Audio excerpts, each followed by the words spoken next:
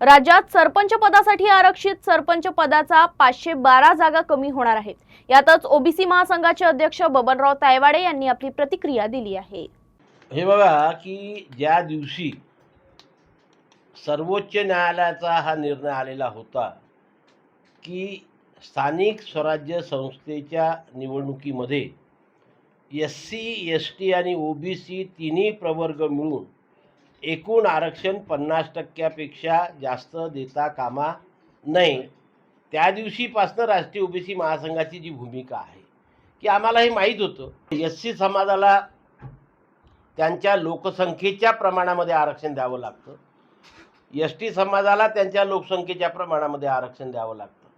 आणि म्हणून ज्या ज्या स्थानिक पातळीवरील संस्थेमध्ये, मग ती ग्रामपंचायत असो, नगरपंचायत असो, पंचायत समिती असो, जिल्हा परिषद असो की आणखी कुठली असो, जिथे